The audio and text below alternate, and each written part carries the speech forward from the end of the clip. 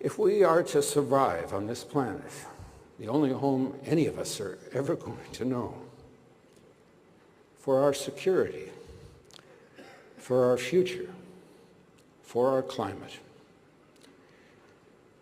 we need nature now more than ever, because nature doesn't need people. People need nature. Let's work together.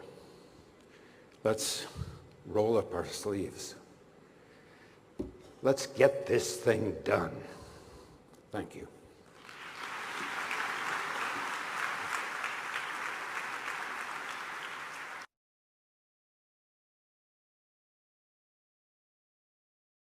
As global warming increases ocean's temperature, more water vapor is released into the atmosphere, fueling weather that's more violent than we've ever seen and influencing weather patterns globally that are unpredictable and unprecedented. And we've learned that the ocean is actually warming 40% faster than we anticipated.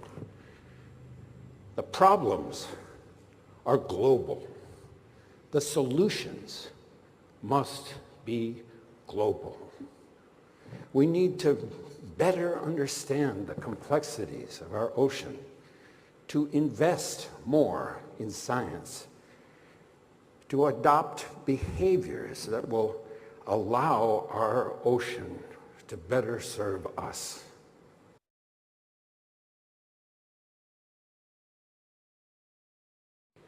Mangroves capture up to 10 times more carbon than tropical forests.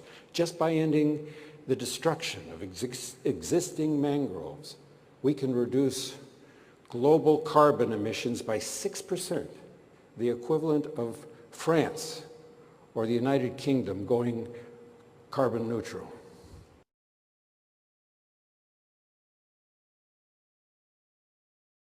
When it comes to oceans, the oceans that cover 71% of the planet, our efforts have been woefully inadequate.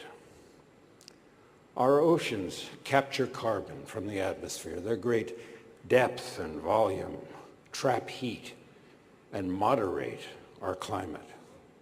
Plankton that drift in the ocean, seagrass beds, and mangroves like you see off the coast of the UAE, coral, and even fish capture carbon.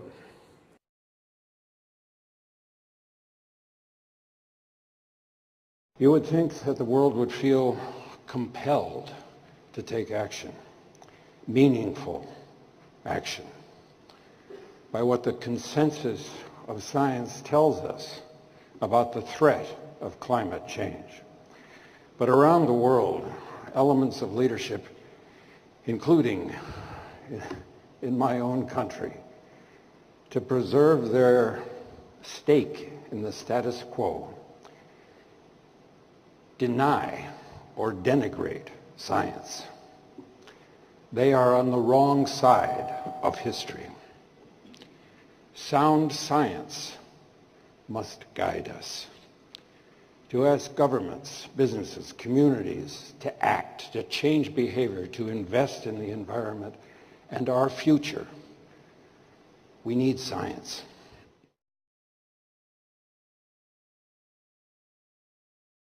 If we can develop the political will, the conscience, the commitment to save them, healthy, intact, natural systems will provide the air we breathe, the fresh water we drink and use to grow our food, the healthy soils and pollinators our crops require, and the bounty of the oceans.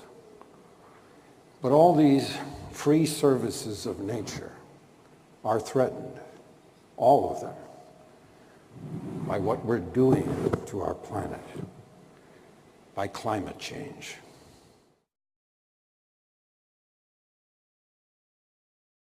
There's a lot of power. There's a lot of intelligence in this room, let's make ourselves responsible for what we know.